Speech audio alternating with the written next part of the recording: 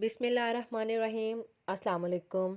आज का हमारा टॉपिक है इख्तिलाल तवज्जो यानी कि डिस्ट्रैक्शन ऑफ अटेंशन। तो इख्तिलाल तवज्जो क्या है, इसका तारुफ सबसे पहले हम पढ़ते हैं कि इख्तिलाल का मतलब है खलल डालना एक तो, और तवज्जो में यकसुई बरकरार रखने के अमल में रुकावट पैदा हो जाए तो इसे खलल तवज्जो या इख्तिलाल तवज्जो कहते हैं। और आम हालात में तवज्जो का दौरानिया मुख्तसर होता है। आप देखते हैं कि माहौल से मुख्तलिफ मुहिजात जो हैं फ़र्द को मुतासिर करते रहते हैं, जिसके बायस जो है तवज्जो में कमी आती रहती है। और अगर फ़र्द देर तक किसी शय को तवज्जो देना चाहता है तो भी जो है तवज्जो का तसलसल बरकरार नहीं रहता है, बल्कि आप देखते हैं कि मुख्तलिफ अवामिल की बदौलत जो हैं आपकी जो आप कोई टास्क जो कर रहे होते हैं उसके अंदर जो है खलल पैदा होता रहता है। और जैसे कि पढ़ने के दौरान जो है बार बार बाहर का शोर या मौसीकी की वजह से जो है ध्यान जो है बढ़ जाता है, इसको इख्तिलाल तवज्जो कहते हैं। फ़र्ज जो हैं कि इख्तिलाल तवज्जो से बचने के लिए ज़्यादा बल्कि नमाक और लगन से काम में लग तो जाता है, लेकिन बाज़ औक़ात हालात ही ऐसे हो जाते हैं कि मुस्तकिल तौर पर तवज्जो बरकरार नहीं रहती है। और इख्तिलाल तवज्जो में जो है इनफरादी इख्तलाफात भी पाए जाते हैं। ज़रूरी नहीं है कि दो अफराद की तवज्जो में एक ही मुही से खलल पैदा हो, ठीक है। और एक फ़र्द जो है ज़्यादा यकसुई का आदी हो और दूसरा बहुत जल्द जो है खलल तवज्जो का शिकार हो सकता है, ठीक है। अब हम इख्तिलाल तवज्जो के असबाब या अवामिल को डिस्कस कर लेते हैं। ख़ारजी अवामिल, सबसे पहले हम इनको डिस्कस करते हैं। ख़ारजी अवामिल अब क्या होते हैं? वो अवामिल या मुहिजात जो ख़ारजी माहौल से तवज्जो को मुतासिर कर रहे हो, ठीक है, ख़ारजी अवामिल कहलाते हैं। और काम की नोयत में खलल तवज्जो में अहम जो हैं होते हैं। आम रूटीन में आप देखते हैं कि जो आप रूटीन के काम कर रहे होते हैं उनमें खलल तवज्जो जो है ज़्यादा नहीं होता, लेकिन मुख्तलिफ और नामनूस कामों में जो है इख्तिलाल तवज्जो का अमल ज़्यादा देखने में आता है। तो ये अब क्या क्या जो है फैक्टर्स हैं ये हम पढ़ लेते हैं। सबसे पहले अचानक तब्दीली। अब देखते हैं कि माहौल में पैदा होने वाली अचानक तब्दीली जो है तवज्जो में खलल का बायस बनती है। आप पढ़ाई में जैसे कि मसरूफ़ हों और फ़ोन की घंटी मतवातर बजना शुरू हो जाए, तो अचानक से इस माहौल में चेंज की वजह से आपकी तवज्जो जो है वो उस पे खलल आ गया। उसके बाद हम बात करते हैं काम में इन्हमाक की नोयत। अगर जो है फ़र्द रूटीन के काम में मसरूफ़ हो फॉर एग्ज़ाम्पल, तो बैरूनी अवामिल जो हैं कम असरअंदाज होते हैं। लेकिन अगर काम में इन्हमाक कम हो और फ़र्द को ज़बरदस्ती किसी काम पर लगाया जाए तो आम हुजात की वजह से भी बार बार जो है खलल पैदा होगा। जैसे कि बच्चों का जब पढ़ने को जी ना कर रहा हो तो क्या होता है कि वो किसी मामूली सी बात पर भी एहतजाज शुरू कर देते हैं।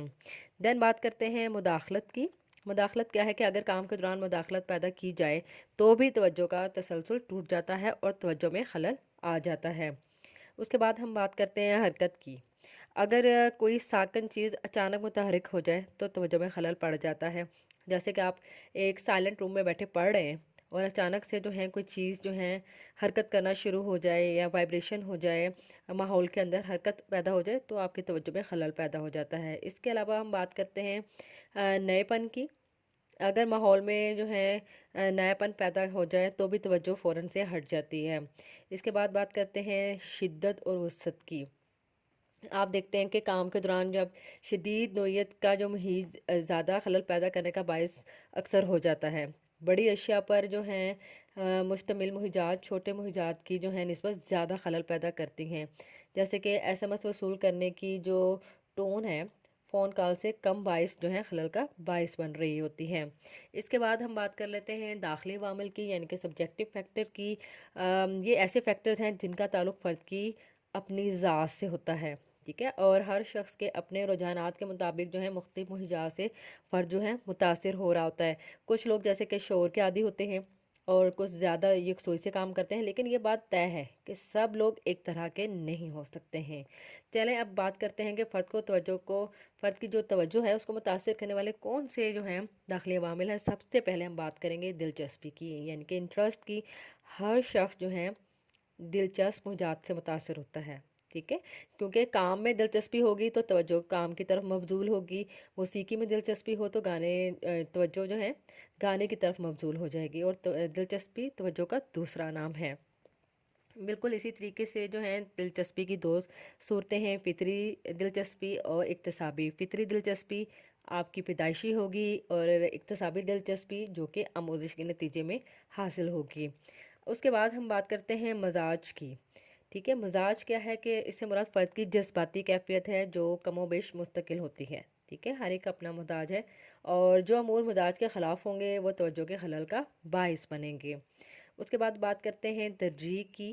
ترجیح کیا ہے؟ ہر شخص کی زندگی میں کچھ ترجیحات ہوتی ہیں، آپ دیکھتے ہیں، اور مرغوب ترین شے کو سب سے زیادہ ہم اٹینشن یا توجہ دیتے ہیں، اور اس کے راستے میں اگر کوئی رکاوٹ آ جائے تو فرد کی توجہ میں خلل بالکل نہیں آتا یا بہت کم آتا ہے۔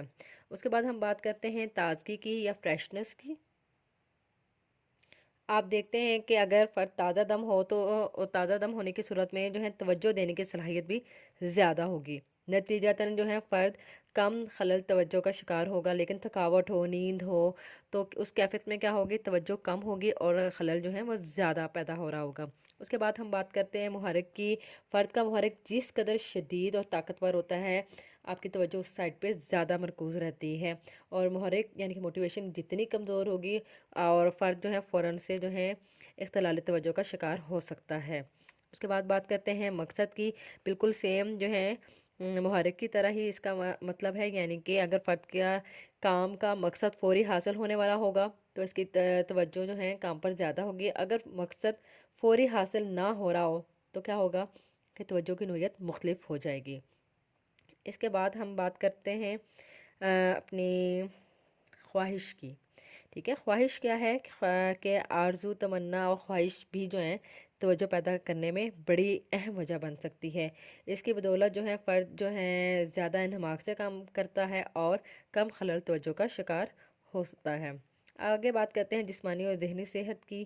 جسمانی اور ذہنی صحت بالکل اسی طریقے سے ہے کہ اگر آپ تندرست ہیں تب آپ کی ٹینشن جو ہے زیادہ جوش جذبے کے ساتھ ایک کام کی طرف ہوگی، لیکن اگر آپ ذہنی اور جسمانی طور پہ ہی بیمار ہیں تو اختلال توجہ زیادہ واقع ہوگا۔ اب ہم بات کرتے ہیں کہ اختلال توجہ پر قابو پانے کے کیا کیا اقدامات کیے جا سکتے ہیں جن کی وجہ سے جو ہے اختلال توجہ کو قابو کیا جائے۔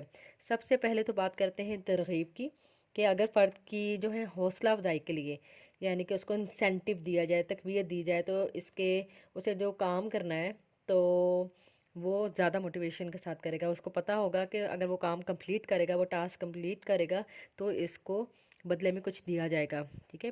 جیسے پیرنٹس نے جو ٹاسک مقرر کیے ہوتے ہیں کہ آپ نے یہ کرنا ہے تو آپ کو اس کے بعد یہ جو ہے پرائز ملے گا، یہ انعام ملے گا، یہ شاباشی ملے گی، تو وہ یہ ترغیب کہا جاتا ہے۔ اس کے بعد بات کرتے ہیں معاشرتی قبولیت کی، کہ اگر فرد کے افعال کو معاشرتی پسندیدگی حاصل ہوگی تو وہ کام کرنے میں راحت محسوس کرتا ہے، اور اس طرح وہ انتشار کی کیفیت سے بھی بچ جاتا ہے اور خلل توجہ بھی کم واقع ہوتا ہے۔ نیکسٹ بات کرتے ہیں ضبط نفس کی۔ اگر فرد کو اپنے جذبات و احساسات پر قابو ہو اور کام مکمل کرنے کی لگن شدید ہو تو اس سے بھی توجہ کے بڑھ جانے کے امکان کم ہوتے ہیں، اور اگر فرد کو خود پر ہی ضبط نہ ہو تو صورتحال کے جو ہے اس کے مضاد ہو سکتا ہے۔ اس کے بعد بات کرتے ہیں ماڈل کی۔ ماڈل میں کیا آ جاتا ہے کہ فرد کے ایسے افراد بطور ماڈل منتخب کیے جائے جو باکمال ہوں۔ اگر ماڈل ہی اختلال توجہ کا شکار ہوں تو فرد کی کارکردگی متاثر ہو سکتی ہے۔ نیکسٹ بات کرتے ہیں مطابقت کی۔ اگر فرد جو ہے رکاوٹ یا مزاحمت پیدا کرنے والے محیط سے مطابقت پیدا کر لے تو بھی جو ہے اختلال توجہ جو ہے کم ہو جاتا ہے، جیسے کہ فیکٹری ایریا میں رہنے والے لوگ جو ہیں اور مصروف شاہراہوں کے کنارے آباد لوگ جو ہیں شور سے مطابقت حاصل کرنے کے باعث اپنے کاموں میں مصروف رہتے ہیں، جبکہ وہ کوئی نیا بندہ جو ہے ایسے لوگوں کے گھروں میں آ کے رہے تو وہ جو ہے فوراً سے اختلال توجہ کا شکار ہو جاتا ہے۔ اس کے بعد بات کرتے ہیں واضح نصب العین کی۔ فرد کا مقصد اگر واضح ہو اور فرد اس مقصد کے لیے جو ہے تکمیل کے مکمل یکسوئی اور انہماک سے کام کرے گا، اور جس سے جو ہے توجہ میں خلل کم پیدا ہوگا۔ نیکسٹ بات کرتے ہیں ذاتی قابلیت میں اضافہ۔ اگر فرد اپنی قابلیت اور ہنر میں اضافہ کر لے تو اس سے بھی جو ہے توجہ بہتر ہوتی ہے اور اختلال توجہ کے امکان کم ہو جاتے ہیں۔ اس کے بعد بات کرتے ہیں تخلیقی امور کی حوصلہ افزائی کی۔ اب تخلیقی امور کیا ہے کہ فرد کے تخلیقی امور کی حوصلہ افزائی اگر کی جائے، اسے پسندیدگی کا احساس دلایا جائے تو بھی اختلال توجہ میں کمی آئے گی، کیونکہ حوصلہ افزائی جو ہے فرد کے اندر ری انفورسمنٹ یعنی کہ تقویت کا باعث بن رہی ہوتی ہے۔